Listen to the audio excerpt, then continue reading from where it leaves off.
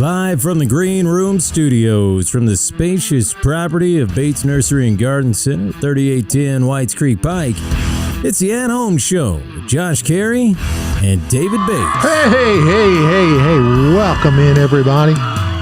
It's your Saturday morning tradition. It is the At Home Show with Josh Cary and David Bates and a cast of thousands. Good morning, David Bates.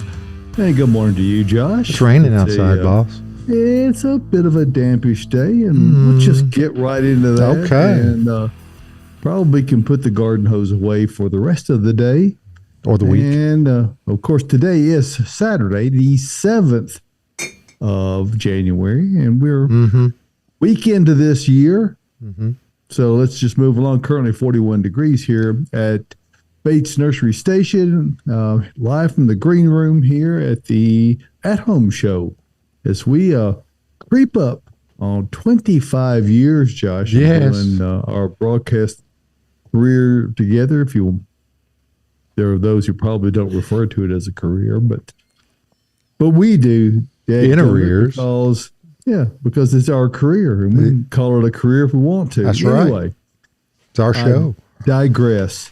Okay. 49 degrees for the high today, and we're going to have morning showers. We'll look at the radar here in a bit, but we've got some rain in the area, and it's cracking across. Tomorrow we're going to have a similar situation, maybe a couple of hundredths of an inch of rain. 53 for the high, 35 for the low. Monday it clears out a bit, partly cloudy, 52 degrees. 34 for the overnight low, 59, 38 Tuesday, still partly cloudy, mostly cloudy Wednesday, 62, 51. We do get a much increased chance of rain, maybe as much as an inch on Thursday, 61, 46, 49, 35 on Friday as the rain winds up as we get into next weekend. 48, 34 is what we're looking towards, and if you want to see what we're looking at weather-wise right at this moment, well, there's that blob of precip. And it's been trekking across this morning. It's more across the southern half of the area. So as you can see, it's been... it's crappy. It's a little scrappy. It's moving across there. But that's not what I said, David. Well, cruddy. I'm going to say squishy, scrappy. It's a scrappy storm, not crappy. It's the storm we have. So again, currently it's not 41, the storm we want.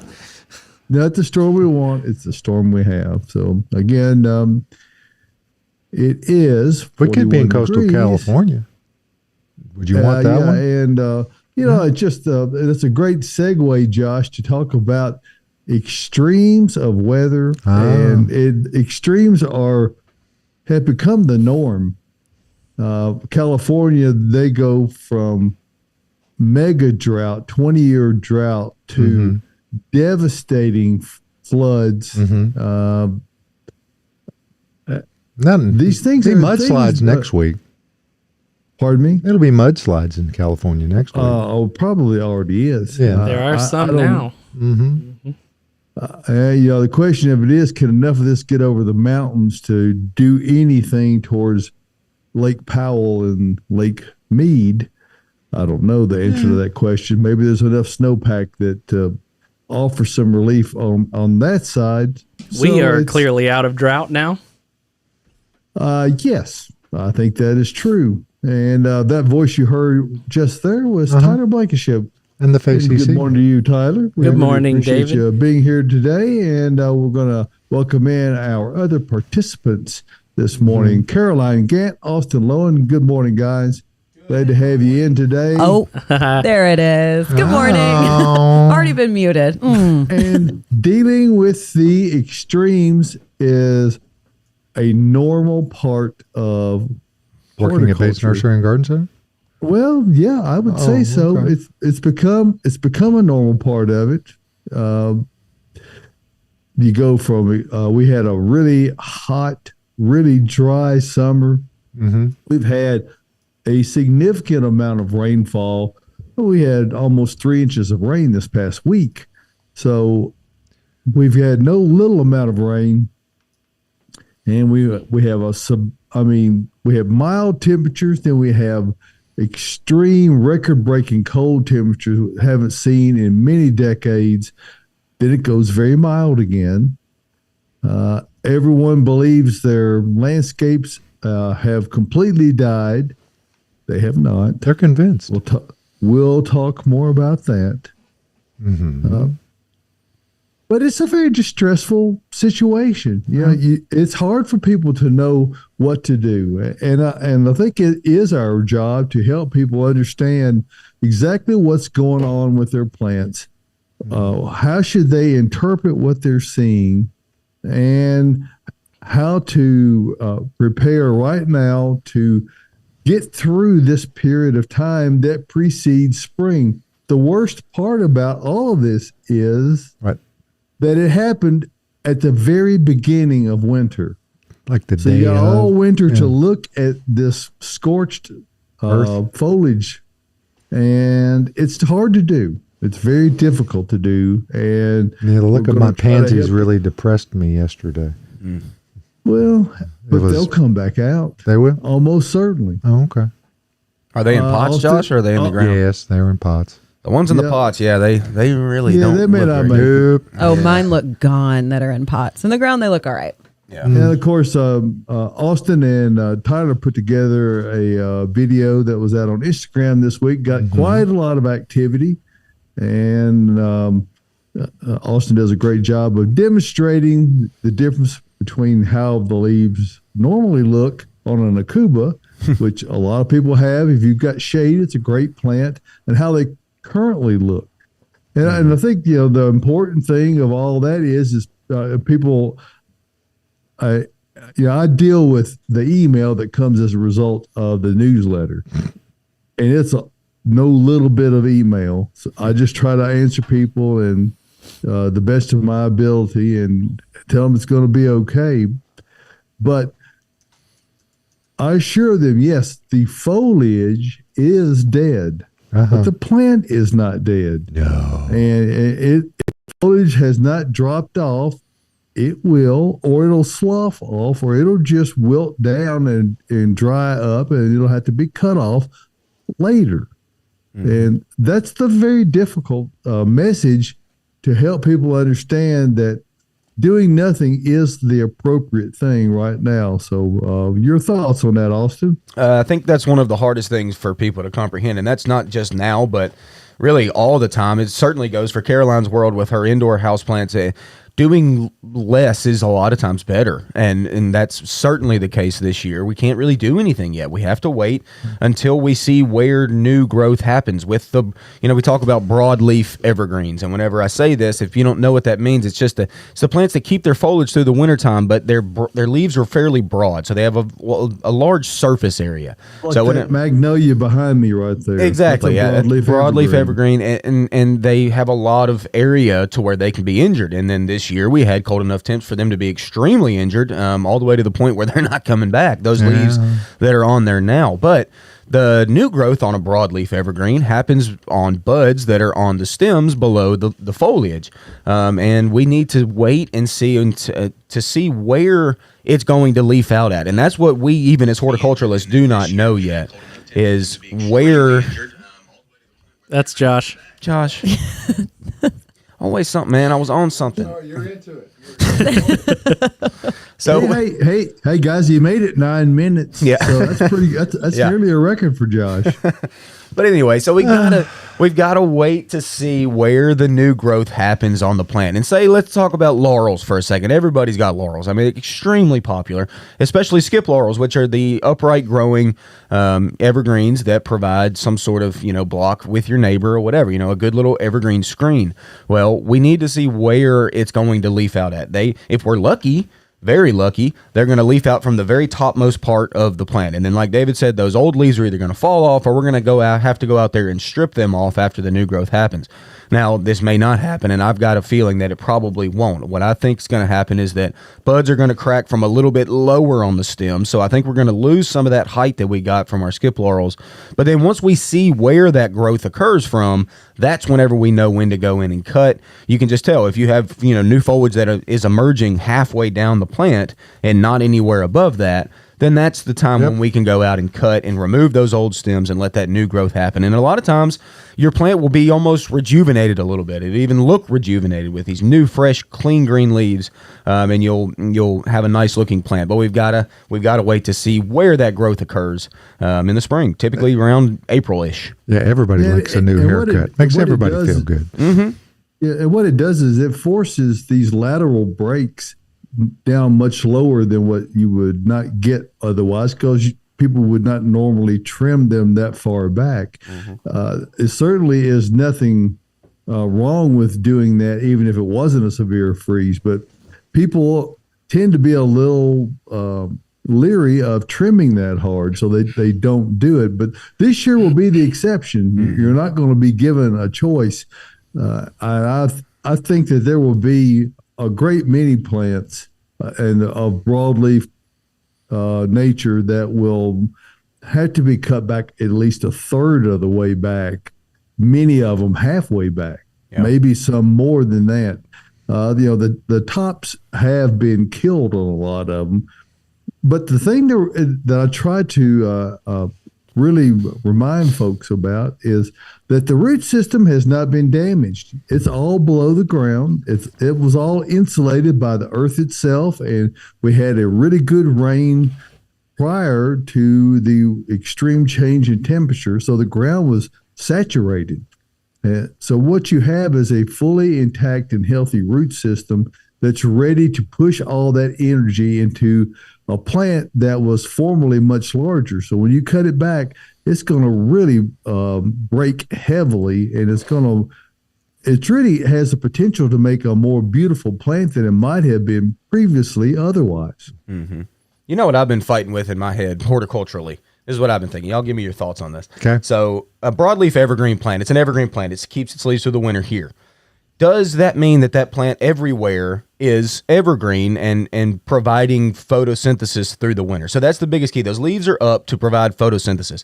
How much does that photosynthesis, that activity, but how much does it help along new growth?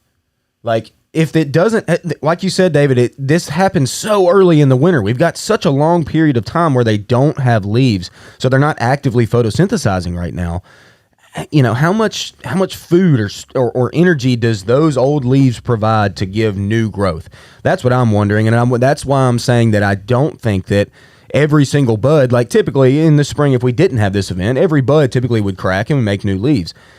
Is this spring going to be different to where that photosynthesis is not helping enough to where all the buds will crack? It'll just crack from half or even down all the way to the root zone. Well, I think you guys ought to start, or they ought to start kicking up the production on Supernatural, because I think it's going to be a fertilizer year. Personally, myself, because I think you're exactly right. They're used to sleeping, but they they get up and take a nap a little bit, yeah. And the conifers as well. We don't talk about conifers quite as much. They have a much less surface area on them. Typically, they're needle-like or they're scale-like, so they don't. They have to keep their foliage certainly through all year long because they have a small surface area, so they're not able to photosynthesize near as much. And they didn't get quite as injured. There's a couple conifers that did get injured a little bit, but most of them didn't. But yeah, I'm just wondering how that's going to affect it. Well, it certainly will have some effect. The difficult thing is that, and here's where people will go, well, why did this plant, which is right beside that one, not get as much damage as that one? And it's hard to know the answer to that. But what you have to do is treat them all as though you trim them by the way the worst one looks. That is to say, so if that's a good point. You only really need maybe the one in the plants in the middle only needed to be trimmed a third of the way back, but the ones on the end have to be cut halfway back. Then you really need to cut them all halfway back if it's a like a hedge type plant, because you want them to be symmetrical. You want them to have the same look when they flush out. So sometimes nature and the effects of these freezes forces you to do certain things that you maybe don't want to do or don't have to do, but to make it look right, that's what you need to do. What'd you guys see about happening with the boxwoods? I mean, did they come through okay? I mean, much better than most. Right. They're tough. they're a tough little plant. Now mine, I mean, I've got two different varieties I've talked about before, Green Velvet and Justin Brower's. Justin Brower's is a little bit less hardy variety, and they took a shot on the topmost leaves. I was literally able to just go out to them. They look so bad, brown on the very top of the plant. I was literally able to just walk up to them and just shake the foliage, and a lot of those old leaves just fell off. Now I'm going to go in and that's not a bad practice. No, I don't think. I mean, they're not doing anything at that point. They just kind of look ugly. Now they still don't look great because there's just kind of bare stems that are coming up. So in the early spring, I'm going to go in there and just kind of hand prune out the worst of the stems that I know are not viable. You can kind of tell, if a stem is viable or not. So I'm going to go in there and just kind of prune the tops out, and I'm going to hope to get a nice uniform flush in the spring. So we'll see. And I think that's a good point, David. I wanted to mention that you just made on a lot of folks that come out here. They'll buy a plant that does not match theirs. Okay, so they might have a hedge. Say they've got laurels or boxwood, whatever it is, and theirs have gotten fairly large, and then they buy one from us that's not going to match. It's smaller than what they already have, and their most common thing to say is that, well, I'll just plant it now, and it'll catch up to the other ones, right? And I'm like, well, yeah, it will catch up to the other ones, but you're talking multiple seasons here. So typically what I say is plant that one, and then just like David said, prune the existing ones that you have closer down to the size of the one you bought, and then that way they can all flush uniform again. So that's a common misconception, and not misconception, because like I said, it will grow up and fill in eventually, but pruning your other ones down to size a little bit to match what you bought is the way to go on that. Very good. Caroline. I bet we have questions. Yeah, Yes. she's been awful quiet this morning. Just been listening. I am wide awake. Thank you. I've just been listening and making sure you're saying all the right things. Just make sure I don't need to correct you on You it. didn't intervene, so I guess we're okay. It was all right. You nailed it. So proud of you. All right. First question comes from Miriam. Good morning, Miriam. Good morning. Morning. When and how is best for pruning fruit trees? All right. Oh, this is a good Austin question. Miriam, this is a loaded question, first off, because all fruit trees are a little bit different in how you're going to prune them. And you didn't ask how, you asked when, I guess. Or did she ask both? How and when? How Well, she and when? definitely Oh, yeah. gosh. We can't go into the how too much, Miriam, because that is loaded. I do a little pruning on the side over the wintertime, and I specifically like to prune fruit trees. So if you want me to come out, we can chat about that, and I can give you a little lesson on how to do it. Now, when to do it is certainly like this time of year, like pretty much just when they're dormant, nothing's going on. You can see the stems, where they're going, how you want to prune. And like I said, with each fruit tree, apples and pears are like similar the way you prune them. Peaches and the whole prunus genus is similar in how you're going to prune. But the first step is that you're asking this question because pruning needs to happen on fruit trees to maximize fruit production. That's the thing. You don't want a big, tall, perfect-looking tree to maximize your fruit. You would think that's the way you want to do it, but it's not. Look up pictures of orchards online, peach orchards or apple orchards. Those trees do not look perfect and just, beautiful. They're gnarly kind of looking plants, and that's because of the way they've been pruned. But those guys know what they're doing, and they prune for fruit production. So biggest key is to open up for the most part. Sunlight, airflow is two of the things you really want the most, especially with peaches. Really need a lot of sunlight to ripen up that fruit properly and to keep it open to where disease and pests don't really want to settle in as much as they could. You're going to see a little bit of that, trust me. Even if you have a perfectly pruned plant, you're probably still going to see some disease or pest pressure. But you'll minimize that a little bit by doing the proper pruning this time of year. Perfect. We do have a webinar where you went and pruned Tyler's peach tree I did. a couple of years back. So you can go to the Bates website and go to the archives of Bates Botanical Boot Camp, and you can see that fantastic video. You know what I remember most about that video? Tyler? Having fun at Tyler's. Well, that was fun, but the electric chainsaw that kept unplugging on me. Oh my God. I still got it, man. Man, You still want to come suffer with me? I want to do. Yeah, I want to do it again, but we need to come up with a better process of that because that extension cord just Where was it unplugging? I Was it forgot about that. unplugging right at the end? I didn't do a little loop and swoop, to keep the extension cord where it should have been, and it kept pulling out. Yeah. That was embarrassing for you. So embarrassing. But Tyler edited it all out, and it was great. Yeah, he cussed me on the screen. He's like, "Come on, Tyler." It isn't like I've never cursed. dropping F-bombs while you're pruning. Yeah, you've never said anything bad. No. Well, that's part of the Nothing. experience. Yes, is it true. is. Well, if you want to check out that video, there won't be those outtakes in it, but you can just imagine what's going on behind the scenes. All right, our next question is about the freeze that we got. Is there hope for the cryptomerias? There's always hope. There's always hope. There's always hope. I wanted to talk about this too because it didn't seem like Cryptomeria is a Japanese false cedar is a common name. You might know this. It's got a very interesting foliage. There's upright forms of this plant, and there's also shrubby forms of this plant, perfectly round, globe-shaped Cryptomeria. And we talk about Cryptomeria around here as a somewhat less hardy plant. It's it lives down into like even Florida. It doesn't want to go much more north than where we're at, and I didn't notice an extreme huge hit on Cryptomeria. I noticed them off color a touch, not near as bad as some of the other things that got affected. And I don't know. I kind of wanted thoughts on this too. Like, I wonder why they didn't get touched quite as bad. I'm sure some did. Obviously, this question's coming through because theirs probably look bad. And I'm going to give you the same answer. Unfortunately, there's nothing we can do until spring until they decide to either wake up or not. I think there's hope for Cryptomeria. Like I said, they didn't take a hit quite as bad as some of the other things did. They were Yeah, I probably think what even you're more go- dormant than the other ones were, though, don't you think? I think And I think what they have I think less what you're surface gonna area see- once again. Yeah, I think what you're going to see on those is on the southern exposure where when they're extremely frozen and the sun hits them when they are first being chilled, you're going to have a lot of localized burning on the sun-facing side of the plant, and that's where it looks the worst.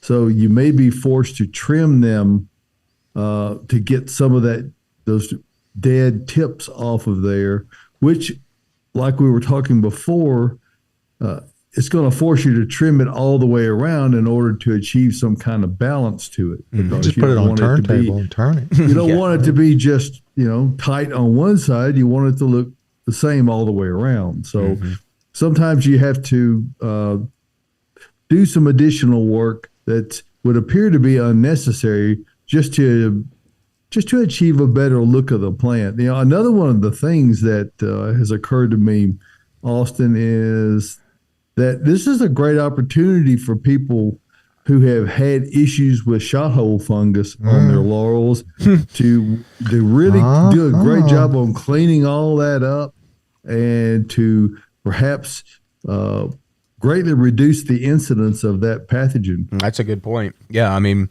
and once you get rid of the leaves or once they eventually drop off, like we think they probably will, or if you have to go in there and physically strip them off, great point. I mean, get rid of those. You take your leaf blower and get all them leaves out of there and try to get rid of that. And yeah, I'm expecting plants to really come back clean. I really am. They may come back half the size, but I think even hollies that, you can't kill a holly. Once a holly is established, you can't barely kill it. You can cut it straight to the dirt and it's coming back from the roots. What that does is really makes a clean looking plant. So I'm kind of expecting a nice little wake up in the spring, but there is going to be some stuff we have to do. Yeah, and the one thing that folks should be mindful of is that because there has been so much damage, there likely are going to be shortages on different types of plants because people either just don't want to wait.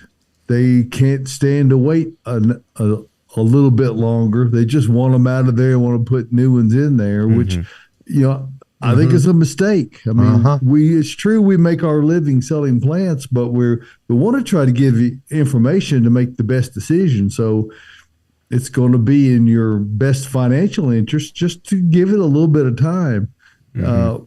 But because so many things have, depending on how many people are willing to wait or not willing to wait will determine whether there's going to be enough availability of certain items in the marketplace. And, all the broadleaf things that we have talked about, either through the newsletter or through the videos that we have put out, all talk about the things that people are going to, I believe, falsely interpret as being dead, when in fact they're just damaged.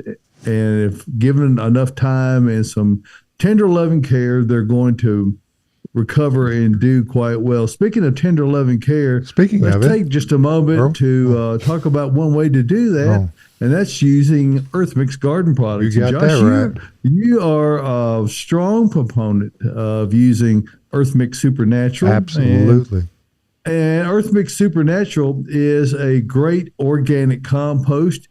It is not sold as a fertilizer, but your plants don't know that it's not. I'm not telling them either. It's purely, completely organic, and it's made with the best stuff that Mother Nature offers. Endo and ectomycorrhiza fungi, humic acid.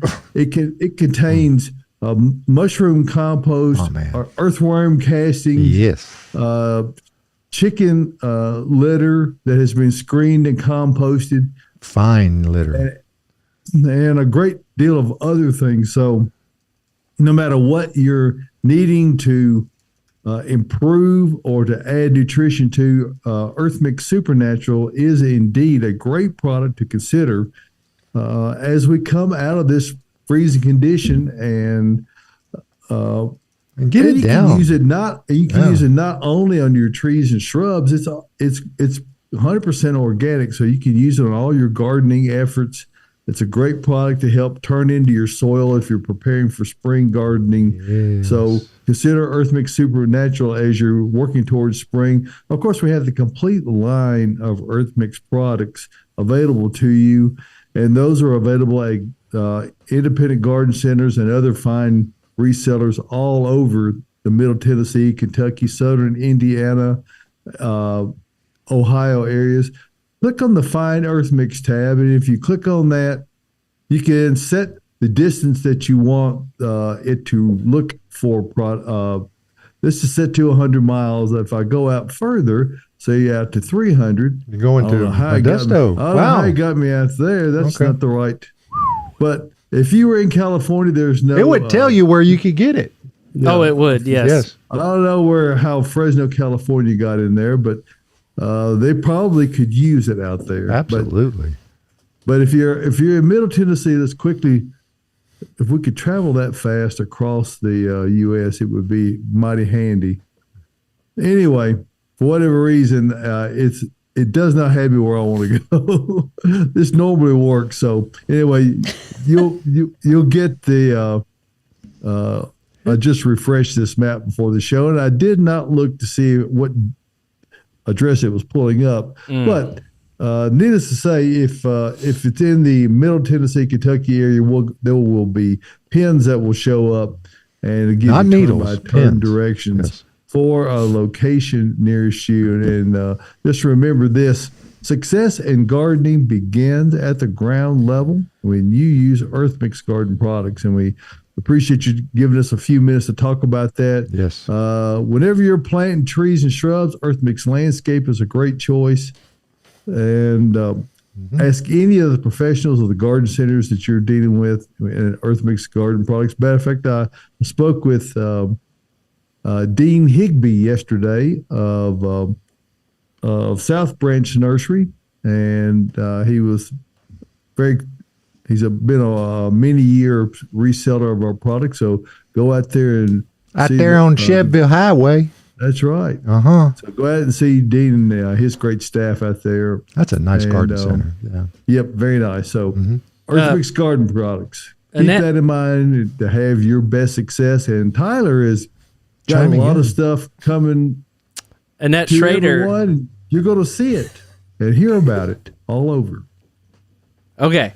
Annette Schrader is commenting on the Bates Facebook page. My Goshiki false holly grace both sides of my entrance to my landscape. I am quite concerned about keeping and being focal plants. What do you think about this recovery?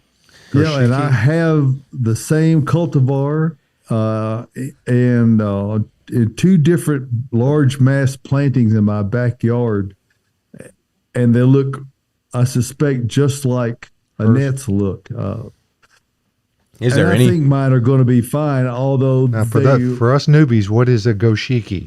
I mean, Well, it's osmanthus is a false holly. It's Okay. not actually a holly, but it looks very much like one. It has a variegated foliage. ooh, It's quite attractive, but it's not currently because it looks really bad, and we will have to trim ours back at least a third of the way back and perhaps halfway back, and Annette will have to do the same.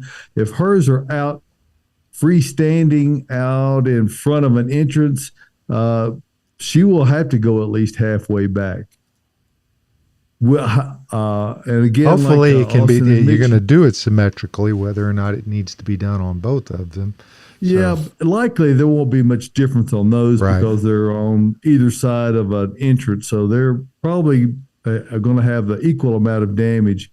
But as Austin mentioned before, even if they had to be cut back to the ground, which I don't expect, but even if they did, they would come back out and they're going to recover comparatively quickly simply because you have a root system that is unaffected. So, Annette, just hang in there and use Earth Mix Supernatural, and that'll give them some great organic nutrition to be able to draw energy from and be able to speed up the recovery from the effects of this really incredible freeze. It's done an amazing amount of damage for just a couple of nights. Now, I've got a question about you. You mentioned supply side. This storm was massive across the United States. Did it was the affect eastern 3/4 of the U.S. Right. from the Rockies all the way down to into the coast? Fort Pierce, Florida? Saw nearly 32 degrees. So that's pretty chilly for down there. The growers are there. If they're most of those places don't have covered spots. I mean, are they going to have the same kind of problems? They're going to be dealing with it in the spring. They're going to be cutting things back. How's that going to affect the supply side of things? Well, like us, the growers, you want to believe that they were apprised of the situation. Okay, and not their first rodeo, huh? No. Okay. so Hyper focused on weather. Yep. So we, as Austin knows well, and everybody else and our staff too, we've spent an entire week plus a couple of days in hurriedly making our final preparations. We had spent several weeks prior to that because while we didn't know this particular thing was going to happen, we have to treat it every year as though it's going to happen. So, because that is the case, we were successfully able to make provisions that would put us in a spot where that we could get through it unscathed, and we were fortunate in that we did. Yeah, I mean, I would like to see. I wish I could see some of those grow. Say out in McMinnville, where they have massive operations of plants that are growing out in the field. Just straight up out there, like you said, Josh. They're not covered by any greenhouses or anything. They're just literally grown in the ground out there. I would like to see their prep. I wish we could kind of just see what they had to do because laurels. I mean, laurels are an extremely popular plant. They're going to be in. The supply on laurels, I think specifically, is going to be fairly low. We're not going to be able to find too many just like real big ones or anything. And I do wonder about those growers out in the field, like what they had, if they just covered extensively with cloths or what they actually did. That'd be kind of cool to see because it is out there. It's massive. It's a lot. It's a big operation. I'd be shocked if there was actually any covering done. Right. And I know. it's not a slight to them at all because field growing operations don't normally worry about having to do anything like that. I know. We haven't had a situation where that ever required that. Normally things are sufficiently dormant where that they're really hardened off, but things were dormant, but they weren't hardened off. And because of that, the amount of damage was much more severe than it might have been otherwise. And while it's true plants don't feel wind chill, they do receive the desiccation or the drying effects of extreme winds. And when you have 5 below zero temperatures and 30-mile-an-hour winds, well, everyone can see what the effects of that is. It's it just sucks the life out of the foliage, not necessarily the plant. There's going to be a lot of things. Yeah, Mr. Miyagi used to say, "The roots are strong, the tree will live."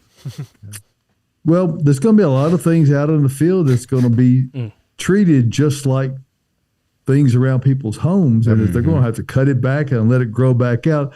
Unfortunately, the things in the field have less protection than things around people's homes. At least you get a little protection from the wind, but due to their proximity to the structure. In a field, they're just right out in the open. There's no protection. So, particularly a lot of things that will not hills be and available. hollers, and those hollers get colder, and then other places too. So There's going to be a lot of things that won't be available early.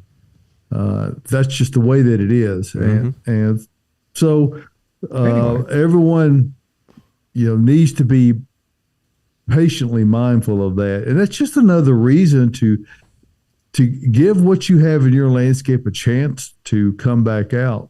I mean, we're glad and we feel privileged to have the opportunity to get to sell you plants, but we don't want to see you throw your money away. We want to help you try to make the things that you have in your yard, give them the best opportunity to come back. Change it up too. There's nothing wrong with a little change. I mean, if Well, you got no, to but, take you know, everything but- back when you first started out, go back and find a picture of your house from 10 years ago, and just compare it things to catch today. up. Things grow back a lot faster than you believe. So it's hard to believe that right now, because when you stand and stare at something and just go, "Oh, it looks awful," it's I remember when it stop was so staring at pretty. it.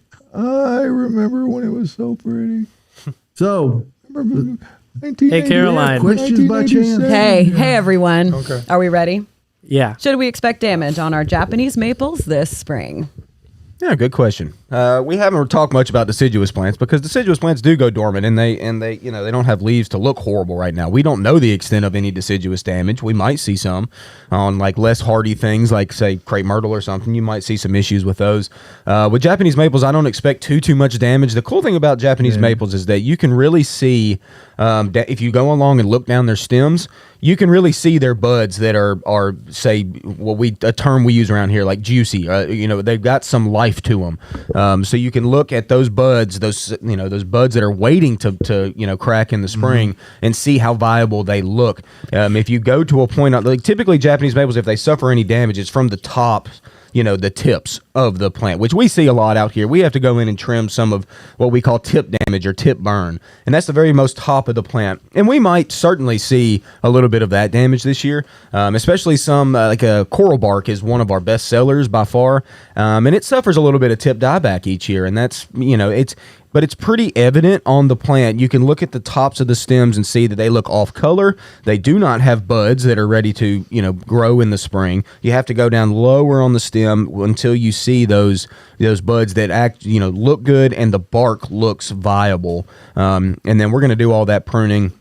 If you see that now and you're good about seeing the dead wood versus the fresh wood, you can go in and go ahead and prune it now if you want to. Or if you don't really know what you're looking at, you can wait until spring, see where it leaves out at. Right. And then if you have, sticks that are above the leaf out, area, then you can take that back in the spring. That's a fine practice. Yeah, too. you can always take some more off. It's hard to put it back on the tree. Yes, exactly. And traditionally, the damage on Japanese maples occur after they have started leafing out. We've had a warm spell maybe in the end of winter, and they have started to push out, the cells have gotten juiced up, and people will commonly refer to it as the sap is rising. And what happens is the cells become engorged with sap, and if they get a freeze at that point, those cells are easily pierced by crystals that freeze and puncture the cells, and when that occurs, then you have dieback. So that's the more likely culprit. I think Austin's spot on. I don't think there's really much, if any, damage on Japanese maples. Crepe myrtles are a different issue. There will be very likely damage on crepe myrtles. Mm-hmm. All right. We have a non-freeze related question. Cool. Really? Actually, I think the rest of our questions are non-freeze questions. I have procrastinated on planting my cabbages and pansies. Is it too late?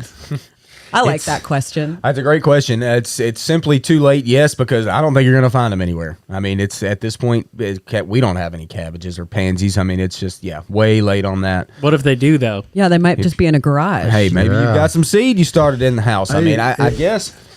This is where procrastination pays off. If they actually bought them but didn't get them planted and they had them inside, they're ahead of the game.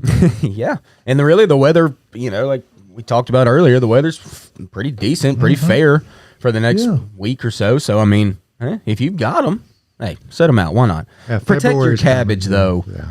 Cabbage out. If it's not protected by say a roof or a cover or some sort of something, whenever frost and freeze sets in on the cabbage, it does not look good, especially if it's small.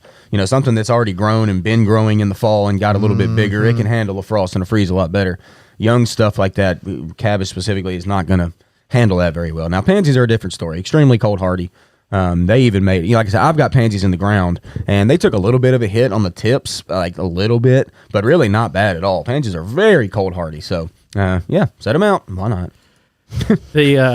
I had a lone cabbage that overwintered in my garden. Boy. I was extremely surprised that it made it. I did nothing to it at all. It was a fairly decent size, but then it got even bigger as things like the light came back and things started to warm up more. And I harvested it and I ate it, and it was great. Oh, Wow. Fun. I guess it was mild enough that it wasn't really affected very much. What was this, last winter? This was a couple years ago. Okay. This is probably winter 19 or something. Okay. 18 or 19. Yeah, it can be done. Yep. All right. Hey, Jerry Blankenship is saying, Jerry Beth. You know Jerry Beth? I know Jerry Beth very well. He had a couple of comments, but he says he's seeing wood damage on hollies that have latifolia in their lineage in the field. I'm sorry. Well, and Jerry's a guy who knows, and he has a vested interest in that. He's one of them SOBs too, isn't he? Well, I don't. He may have relinquished his presidency of the Save Our Braffords. He may have finally just gave up his post on that one. But Jerry's a great guy, and he's an excellent horticulturalist, and he is a significant field grower. So I would be interested. Matter of fact, would be great, Austin, for us to get Jerry to come on and via Zoom, if nothing else. Absolutely. I'll make sure to let Austin know to set that up. Make it happen. Yeah, Austin, get on that Zoom. Speaking of Austin, before we go to our little guest spot here, on Thursday, Austin's going to be on Talk of the Town. Wednesday? It's Wednesday. It's actually Wednesday at 10 o'clock. But yes, we will be live here at the nursery. They're coming out to see us, and we're going to do a little chat on the freeze and what people are thinking about around town. So, check that out. Wednesday, 10 o'clock, Talk of the Town. You'll see me talking about all those horrible-looking plants right now and what to do or what not to do. If you just haven't had enough talk about that, we're going to give you some more. That's so right. Anyway, we're really always grateful for folks at News Channel 5 for letting us be a part of spreading information out there and helping people get educated and staying educated on their lawn, their landscapes, everything horticultural and gardening. That's what we do for 91 years now. That's right, 91 years. We have been bringing Nashville and Middle Tennessee the finest selection of plants, materials. And even on a dreary, rainy day like today, you can come out and shop in the drive because we're connected from our checkout areas. Flowers in the wintertime. All the way to the very back corner of the greenhouse area.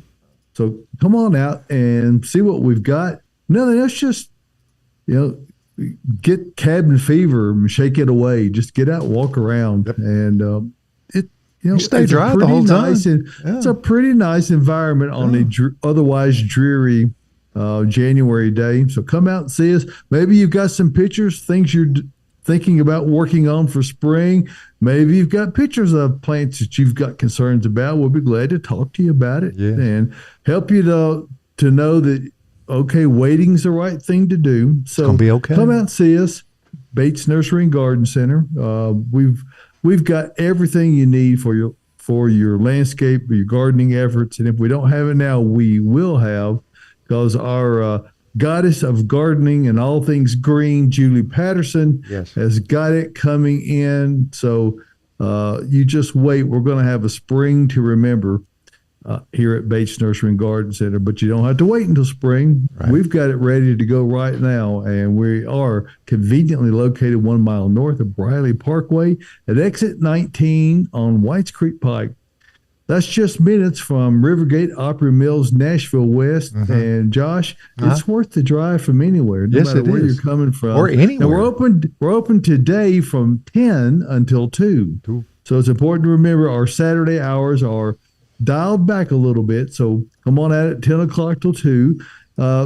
Caroline's world is a really big deal this time of year because people are all into tropicals, and we have a tremendous selection, and she does a wonderful job. You need to come out and talk to Caroline and see what all she has brought in and all of the containers we've got. We really have a tremendous selection of all that. And of course, she's going to recommend you use Proganics I to plant those plants into, but don't step it up too much. Just, be careful about that. But she'll give you the inside information on all of that.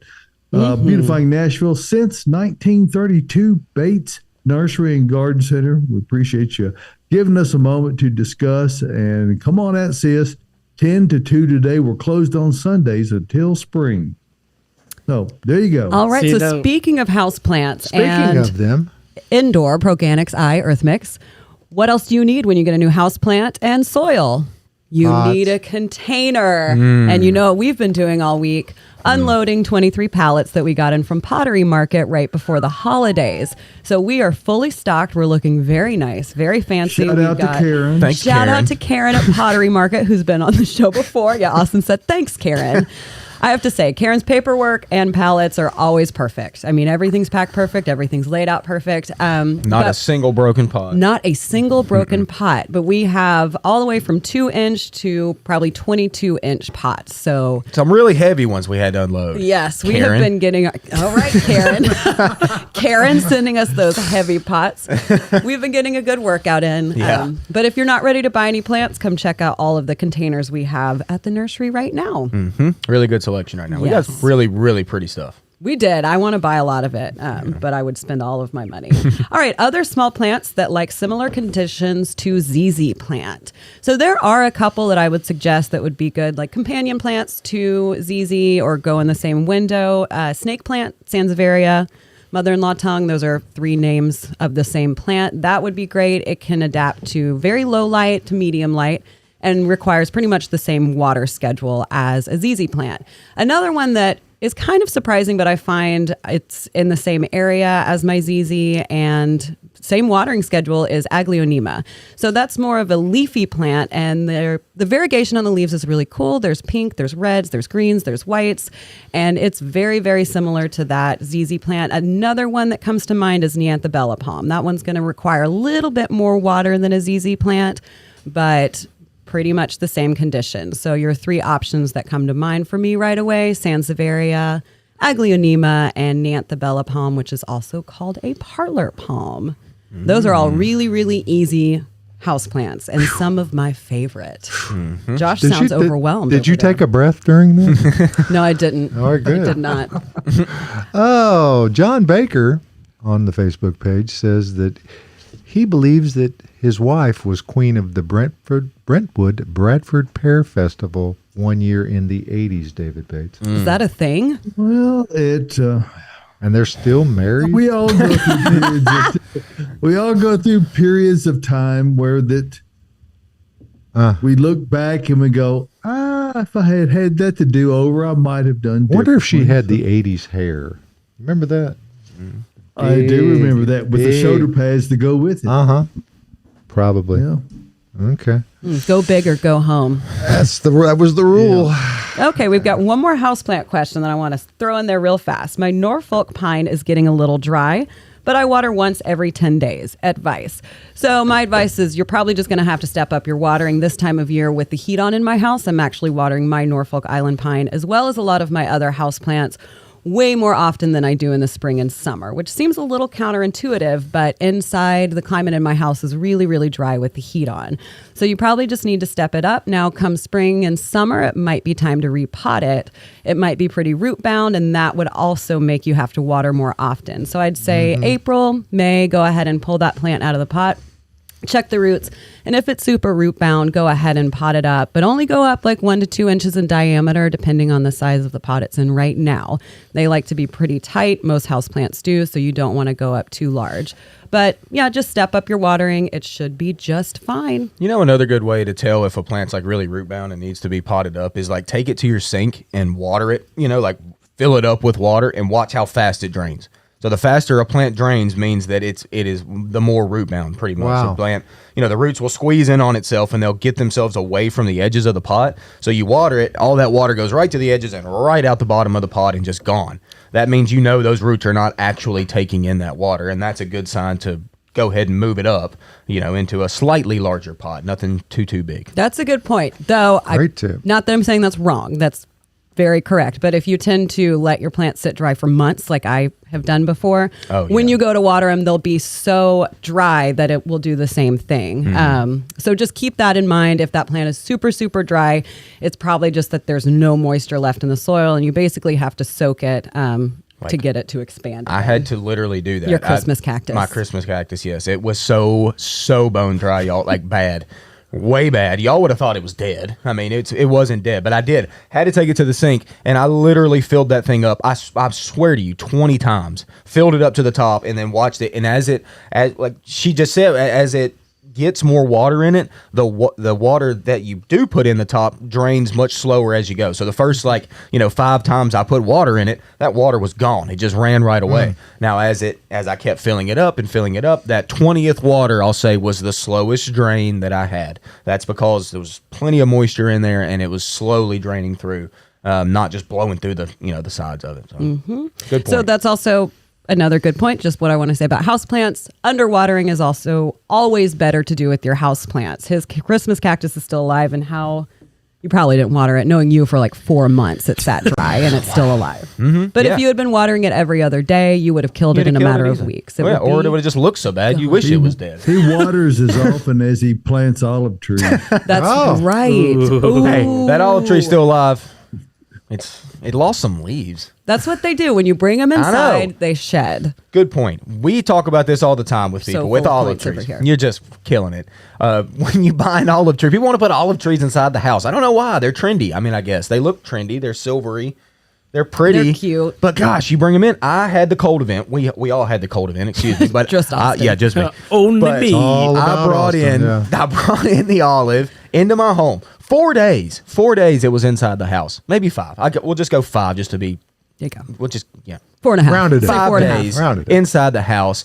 And it dropped like 20% of its leaves. 5 days. Like, it did not like going from the cold inside our dry homes, like Caroline just talked about, and it shed some leaves. So after that cold event was done, I put it back on the porch. I gave it some water, and you threw it right outside. I just threw it outside. You did water it, though, so that's no, I take that back. I didn't water it. Mother Nature watered I put it out in the rain while it was raining, and it got a little bit of water. Not the a good ton. thing about all of that is, Austin, is that if you had left it outside, 100% of the leaves would have come off. Exactly. I was a little proactive. Yep. Proud of you. Thanks.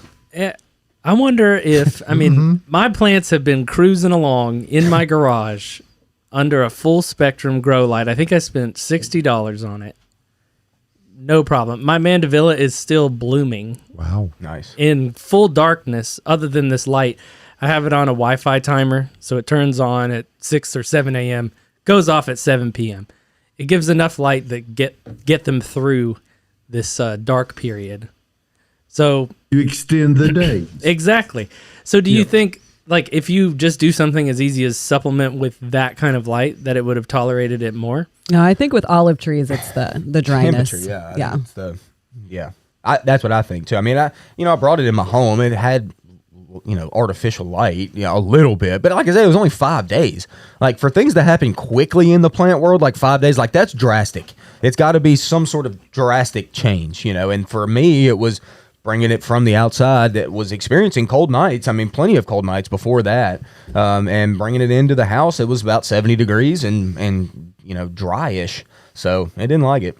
It was mad. All right, we got 2 more questions. Okay. How can I start Okay. growing seeds from last year's coneflower blooms inside now or wait until spring? Great question. You definitely need to harvest. I don't know if you've harvested the seeds yet or not. So you can do that with a coneflower once they go dry. Coneflowers, they go typically like a black even whenever they're like ready to be harvested. And you want to just kind of take the tops of those blooms and more or less just put the whole thing like kind of, ruffle it up a little bit, like over top of a bag, and let those seeds kind of drop in the bottom of a bag, similar to like zinnias or something. And you can try to start them now. We don't have a ton of sunlight now, which is really what you want for seeds and starting seeds inside. So I don't think you're going to get your best results if you were to start it right now, but if you did get them and store them, keep them in your fridge until the spring, you can direct sow them out into the garden, or you could start them in seed trays outside. I would prefer to do it outside, I think, just because of the available sunlight. If your house is fantastic about light, then you can try it inside early, but there's no real rush with coneflower. You can literally just kind of drop those on the dirt, in the springtime and watch them come up. And And if you've got enough seed, you can do part of them inside and exactly. hold most of them for outside. And that way you don't, you throw all your eggs in one put 'em all- basket. Yeah. Exactly. Okay, our final question. Okay. It's a great one. Are tomato plants in yet? Who asked this? I don't know. Let's go ahead and take a guess. January 7th is Josh. It was Josh. Josh, how do you not Yeah. know this by now? We've Josh. been talking about tomato plants for years. We did get a phone call yesterday, though, of somebody asking if herbs were in yet. Herbs. We do have some We do herbs, have though. some We have herbs, and there some. are certainly some herbs we can set out in the garden a Lavender. little bit early. Yeah. I'd say they're not newly in, though. No. We've had them for We've a had minute. them. We're overwintering them, I guess. But yeah, people are already antsy. It is the first week of January. Well, because it was so cold and now it got warm. I I know. was out planting bulbs and I felt like everything should be coming up. Yeah. And it made me want to start planting everything else. I kind of felt that way too. In our side yard, at David's house next to the nursery here, he's got some daffodils that have already started Oh, I was popping about up. to say. You believe they're- that? they're- Yeah, they're up. They're only Well, up about 2 inches, 2 to 3 inches, but they're up. It's important for everybody to remember that, we had this tremendous cold spell, and while I contend it's very likely that is the worst of our winter, there's no guarantee that's the case. We got February coming. We might have more. We might have, it might be more severe than that. There's just no way to know. Nope. So just try to bide your time the best you can during the winter months. I would really encourage you to don't get so gung-ho on planting seeds and stuff like that inside right now, unless you've got a greenhouse or a really sunny place, or where you have grow lamps where you can give extra light. It's very easy to everybody is ready for spring. The only problem is it's January. Spring's not 7th. ready to spring. No, No. spring's not ready yet. Hey, So- y'all. Hey, I have caught some questions on the Bates Nursery Facebook page that did not pop up in my notifications. So Oh, let's we get can 'em. try and address them. There's three Let's here. do it. Michelle asked, can you tell me more about cast iron plant? Ooh. My employer here in Memphis has them in an outdoor protected space. I'd love to have some. Can you tell me how to have success with it? Yeah, pretty much plant them in the shade. That's really all you have to do. They're not like a very picky plant at all. They're they're an evergreen. They're a perennial plant that stays evergreen. Super kind of modern looking, but excellent backdrop for a shade area. You really want to avoid. Yeah, very upright. They get a little height, so you can plant things like coral bells or something out in front of them to give a little interest. But yeah, just a nice shady spot. Nothing in an intense afternoon sun scenario. Other than that, they're a very easy plant to grow. Cast iron plant. Yeah. Okay. They're cool. Yeah. Those are non-ferrous, by the way. Oh, That's right. They won't show up on a metal detector. okay. Jules says, Happy New Year. Hey. Happy New Year. Happy New Year. I have a Moonfire Japanese maple and a giant planter that was doing great. Then last spring, the upper half looked scaly and didn't leaf out. The upper half was dead, so I pruned it and the remaining tree survived through summer. But the entire trunk has become more scaly, assuming it hasn't died from the freeze. Should I treat it? If so, how? No, I mean, not much to do until you see where it leaves out from. And trees have and especially Japanese maples, 1 year they can have, a little bit of like half dieback. And then the next year you see like a total dieback. And I hate to say this, but unfortunately with Japanese maples, there is I believe it's a bacterial issue that happens with them called Pseudomonas. It can make to where like there's sunken black spots on the stem. There can be even cracks in the main stem. Ooh. And unfortunately they typically succumb to that. I hope that's not the case for you, but it sounds like it might be a slow decline, which is typically how trees go. Oh, no. That was depressing. So sorry. Oh, well. Way to wrap up the show. Sorry. Well, no, We got there's one one more though. Happy note. But, would that be something that dormant oil would help with at all? Dormant oil's much more for overwintering pests. That would be killing a overwintering virus. pests. No. I'm just grasping at straws. Ivermectin? Okay. Pam asks, what about Linton roses, the flash freeze? Think that they will recover? Mine look like crap, and I'm talking about mine. Yeah. Yeah, They'll be most fine. of them do. I've seen a lot of pictures of hellebore that's not looking good. I totally think those are going to be fine. Hellebore is a very hardy plant as well, but yes, their topmost foliage certainly got burned. Yep. But give it some time. Those will probably leaf out a little bit earlier than most other things since they are so cold hardy and evergreen.